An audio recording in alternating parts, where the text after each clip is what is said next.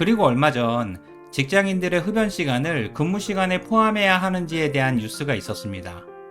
뉴스에서는 흡연자와 비흡연자에 대한 생각과 법원과 노동부의 입장을 언급했습니다. 법원과 노동부는 사용자의 지휘나 감독에서 완전한 해방 여부가 기준이며 모든 것을 일괄적으로 적용하기는 애매하다는 입장이었습니다. 그들의 이야기는 원칙적으로 흡연은 나쁜 것이고 기준의 적용은 기업의 상황에 따라 알아서 하기를 바란다는 의미였고, 정부는 이 사안에 대해 책임지고 싶지 않다는 의미로 들렸습니다. 뉴스 자체도 문제를 제기하는 수준에서 끝났고요. 물론 충분히 이해는 갑니다. 하지만 많이 아쉬웠습니다. 현상이나 갈등만 이야기하고 결론은 방향조차 없었으니까요. 그래도 어쨌든 흡연은 나쁜 겁니다. 여러분들에게 솔직히 묻고 싶습니다. 직장인들의 흡연 시간, 이 시간을 근무 시간에 포함해야 할까요? 아니면 제외해야 할까요? 이에 대한 답변을 하기 전에 몇 가지 조건을 생각해야 합니다. 우선 첫 번째 조건은 여러분들이 정부나 노동부로부터 100억 이상의 컨설팅 용역 계약을 해서 결론과 대안을 수립해야 하는 컨설턴트라고 생각해야 합니다. 그래야 자신만의 고정관념과 선입견에서 벗어날 수 있고요. 어느 한쪽으로 치우침을 경계할 수 있습니다. 두 번째 조건은 흡연자나 비흡연자의 입장에서 벗어나야 합니다. 흡연자의 생각이었다가 비흡연자가 되어서 생각이 바뀌면 안 된다는 의미입니다. 세 번째 조건도 마찬가지로 회사의 오너 사장과 직장인의 입장에서도 벗어나야 합니다. 회사의 오너 사장 입장에서의 생각과 직장인 입장에서의 생각이 입장에 따라 다르면 안 된다는 의미입니다. 즉, 두 번째와 세 번째 조건은 입장이 바뀌어도 생각은 동일해야 하고 양쪽 입장의 생각을 모두 이해해야 한다는 의미죠. 그리고 마지막 조건은 여러분들이 내린 최종 결론은 반드시 역지사지의 자세가 바탕이 되어야 한다는 사실이죠. 그래야 솔로몬의 정답은 아니어도 자신만의 해답은 스스로 결정을 할 수 있게 되고 선입견이나 고정관념을 벗어날 수가 있습니다. 물론 그에 따라 수립된 대안과 실행력도 높아지고요. 자, 그렇다면 직장인들의 흡연 시간, 이 시간을 과연 근무 시간에 포함해야 할까요? 아니면 제외해야 할까요? 지금부터 저는 정부로부터 100억 이상의 컨설팅 용역 계약을 맺은 컨설턴트라고 생각하고 이야기를 해보겠습니다.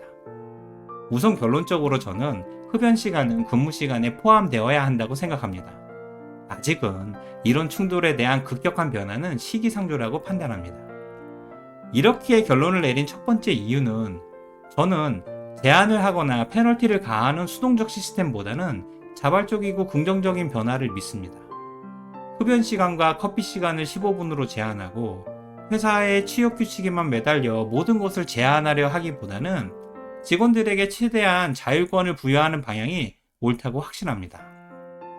그리고 원래 제한이나 페널티는 하면 할수록 많아지잖아요. 흡연 시간, 커피 시간, 잡담 시간, 은행이나 아이케어 등 사적 업무 시간 등을 제한하기 시작하면 끝도 없고요.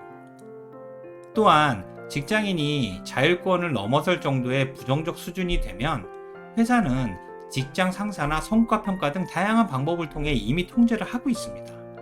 물론 직장인 개인의 평판도 엉망이 되고요. 솔직히 누가 근무 시간에 담배만 피고 일하지 않고 동료들에게 피해를 주는지 말을 하지 않을 뿐 직원들은 다 알고 있습니다. 그러니 굳이 회사가 규정으로 제한하지 않아도 이미 시스템은 충분한 통제를 하고 있다고 생각합니다. 보이지 않는 손과 같은 거죠. 솔직히 직장인이라면 굳이 말하지 않아도 이 사실을 누구나 다 알고 있습니다. 모르면 오히려 센스가 부족하거나 문제가 있는 거죠. 흡연 시간을 근무 시간에 포함시켜야 하는 두 번째 이유는 지금 이렇게 충돌하고 무리하면서까지 일방적인 제한이나 페널티를 가할 필요가 없다고 생각합니다. 지금 당장은 아니더라도 앞으로는 흡연자는 죄인이라는 인식이 계속 강해질 것입니다. 어쩌면 이미 그렇게 생각하는지도 모르고요. 굳이 지금 당장 근무 시간 제외가 아니더라도 분명 어느 시점에는 당연히 근무 시간에서 제외가 될 것입니다. 그리고 현재 대한민국 19세 이상 성인 흡연율은 2001년에 30%에서 2022년에 17%로 줄었습니다. 성인 남자의 경우 61%에서 30%가 되었고요. 20년 만에 흡연율이 거의 반토막이 났습니다. 분명히 앞으로 10년 내에 성인 흡연율은 10% 이하가 될 것이고 어쩌면 그보다 더 빠를 수 있습니다.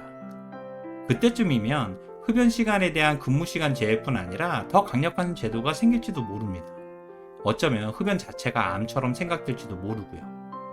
중요한 것은 앞으로의 10년 동안 흡연자와 비흡연자 간의 충돌이나 피해를 주지 않으면서 서로 어떻게 이해할 것인가가 핵심이죠. 이를 위해서도 마찬가지로 역지사지가 필수적입니다. 예를 들어 많은 기업들이 직원 간의 소통을 위해 깨끗하고 예쁜 커피 라운지를 많이 만들듯이 흡연자를 위해 깨끗하고 예쁜 라운지를 많이 만들어야 한다고 생각합니다. 그들을 마치 죄인처럼 건물 밖으로 내쫓는 행위는 너무 불합리하죠. 오히려 흡연자와 비흡연자를 구분해서 서로 충돌하고 적대감만 키우게 됩니다. 솔직히 흡연자들은 말합니다. 도대체 세금은 누가 내고 피해는 누가 받는 것인가? 흡연자들의 일방적인 피해의식이 계속 쌓이는 거죠. 그리고 흡연자들 또한 자신의 담배 냄새를 매우 싫어하고요. 비흡연자들에게 어떠한 피해도 주고 싶어 하지 않습니다. 사람들 눈치를 보며 죄인처럼 흡연하고 싶어 하지도 않고요. 그러니 흡연자를 막무가내로 쫓아내지 말고 좋은 환경을 구축해서 잘 이끌어야 합니다. 지금은 흡연도 하나의 권리니까요. 이 외에도 많겠지만 이렇게 역지사지 자세와 장기적인 시각에서 대안을 만들고 실행해 간다면 우리는 충돌이나 오해 없이 연착륙할 수 있다고 확신합니다. 그래서 저는 흡연 시간을 근무 시간에 포함시켜야 한다고 생각합니다.